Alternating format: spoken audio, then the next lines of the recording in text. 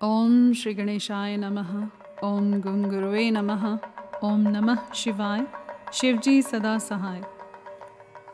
उमा संहिता अध्याय 4, 5 और 6। नरक में गिराने वाले पापों का संक्षिप्त परिचय। संत कुमार जी कहते हैं, व्यास जी, जो पाप परायण जीव महानरक के अधिकारी हैं, उनका संक्षेप से परिचय दिया जाता है। सावधान होकर सुनो। पर स्त्री को प्राप्त करने का संकल्प, पराये धन को अपहरण करने की इच्छा, चित्त के द्वारा अनिष्ट चिंतन तथा न करने योग्य कर्म में प्रवृत्त होने का दुराग्रह, ये 4 प्रकार के मानसिक पाप कर्म हैं। असंगत प्रलाप यानी बेसिर पैर की बातें, असत्य भाषण, अप्रिय बोलना और पीठ पीछे चुगली खाना, ये 4 वाचिक यानी वाणी द्वारा होने वाले पाप कर्म हैं। अभक्ष्य भक्षण, प्राणियों की हिंसा, व्यर्थ के कार्यों में लगना और दूसरों के धन को हड़प लेना, ये 4 प्रकार के शारीरिक पाप कर्म हैं। इस प्रकार ये 12 कर्म बताए गए हैं जो मन, वाणी और शरीर इन 3 साधनों से संपन्न होते हैं। जो संसार सागर से पार उतारने वाले महादेव जी से द्वेष करते हैं, वे सब के सब नरकों के समुद्र में गिरने वाले हैं। उनको बड़ा भारी पातक लगता है। जो शिव ज्ञान का उपदेश देने वाले तपस्वी की, गुरुजनों की और माता पिता ताऊ आदि की निंदा करते हैं, वे उन्मत्त मनुष्य नरक समुद्र में गिरते हैं। ब्रह्म हत्यारा, मदिरा पीने वाला, सुवर्ण चुराने वाला, गुरु पत्नी गामी तथा इन 4 से संपर्क रखने वाला 5वीं श्रेणी का पापी, ये सब के सब महापातकी कहे गए हैं। जो क्रोध से, लोभ से, भय से तथा द्वेष से ब्राह्मण के वध के लिए महान मर्मभेदी दोष का वर्णन करता है, वह ब्रह्म हत्यारा होता है। जो ब्राह्मण को बुलाकर उसे कोई वस्तु देने के पश्चात फिर ले लेता है तथा जो निर्दोष पुरुष पर दोषारोपण करता है, वह मनुष्य भी ब्रह्म हत्यारा होता है। जो भरी सभा में उदासीन भाव से बैठे हुए श्रेष्ठ द्विज को अपनी विद्या के अभिमान से अपमानित करके उसे निस्तेज यानी हत प्रतिभ कर देता है, उसे ब्रह्म हत्यारा कहा गया है। जो दूसरों के यथार्थ गुणों का भी बलात् खंडन करके झूठे गुणों द्वारा अपने आप को उत्कृष्ट सिद्ध करता है, वह भी निश्चय ही ब्रह्म हत्यारा होता है। जो सांडों द्वारा बाही जाती हुई गौ के तथा गुरु से उपदेश ग्रहण करते हुए द्विजों के कार्य में विघ्न डालता है, उसे ब्रह्म हत्यारा कहते हैं। जो देवताओं, ब्राह्मणों तथा गौ के उपयोग के लिए दी हुई भूमि को हर लेता है, उसे ब्रह्म हत्यारा कहा गया है।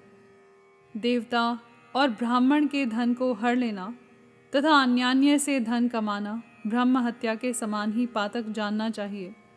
जिस किसी व्रत, नियम तथा यज्ञ को ग्रहण करके उसे त्याग देना तथा 5 महायज्ञों का अनुष्ठान न करना मदिरा पान के समान पातक बताया गया है।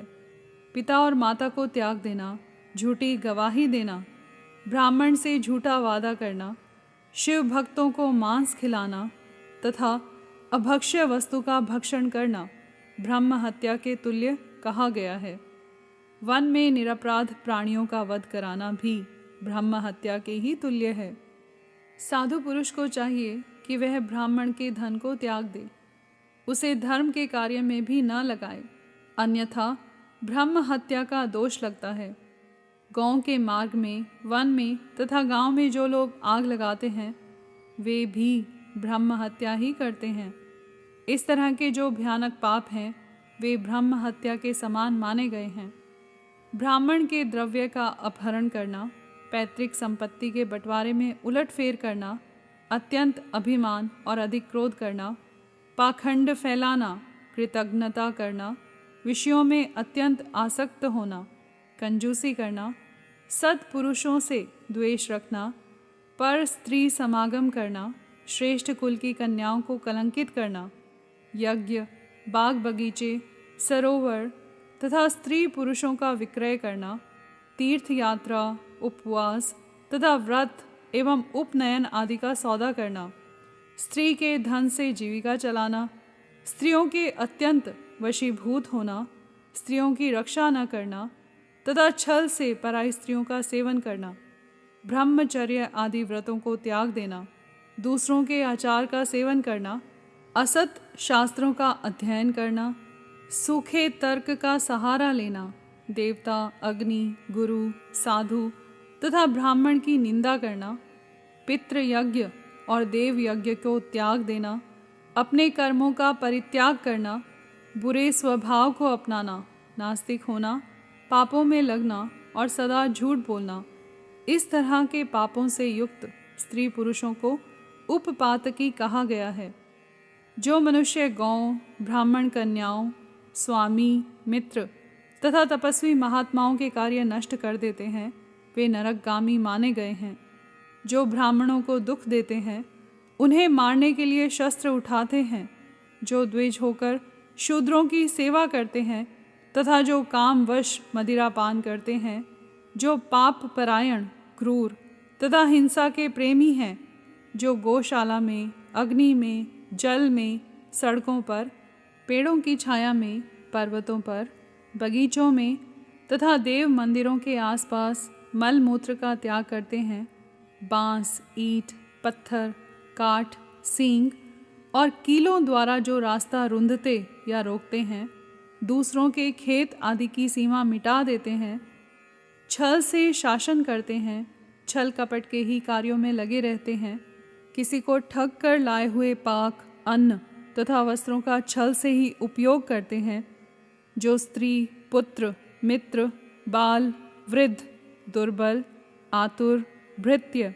अतिथि तथा बंधुजनों को भूखे छोड़कर स्वयं खा लेते हैं, जो अजितेंद्रिय पुरुष स्वयं नियमों को ग्रहण करके फिर उन्हें त्याग देते हैं, संन्यास धारण करके भी फिर से घर बसा लेते हैं, जो शिव प्रतिमा का भेदन करने वाले हैं, गौओं को क्रूरतापूर्वक मारते और बारंबार उनका दमन करते हैं, जो दुर्बल पशुओं का पोषण नहीं करते, सदा उन्हें छोड़े रखते हैं, अधिक भार लाद कर उन्हें पीड़ा देते हैं तथा सहन न होने पर भी बलपूर्वक उन्हें हल या गाड़ी में जोतते हैं अथवा उनसे असह्य बोझ खिंचवाते हैं, जो उन पशुओं को खिलाए बिना ही भार ढोने या हल खींचने के काम में जोत देते हैं, बंधे हुए भूखे पशुओं को चरने के लिए नहीं छोड़ते तथा जो भार से घायल, रोग से पीड़ित और भूख से आतुर गाय बैलों का यत्नपूर्वक पालन नहीं करते,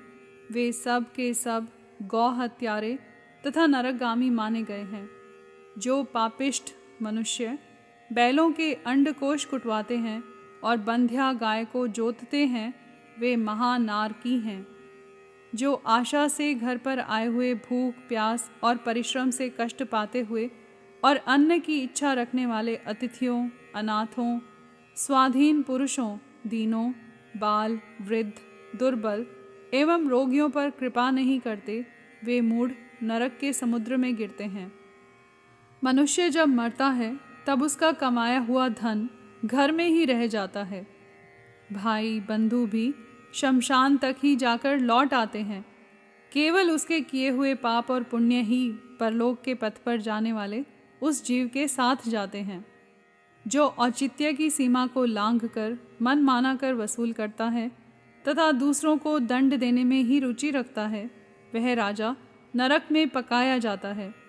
जिस राजा के राज्य में प्रजा घूसखोरों, अपनी रुचि के अनुसार कम दाम देकर अधिक कीमत का माल ले लेने वाले अधिकारियों तथा चोर डाकुओं से अधिक सताई जाती है, वह राजा भी नरकों में पकाया जाता है। पराई स्त्रियों के साथ व्यभिचार और चोरी करने वाले प्रचंड पुरुषों को जो पाप लगता है, वही पर स्त्रीगामी राजा को भी लगता है। जो साधु को चोर और चोर को साधु समझता है तथा बिना विचारे ही निरपराध को प्राण दंड दे देता है, वह राजा नरक में पड़ता है।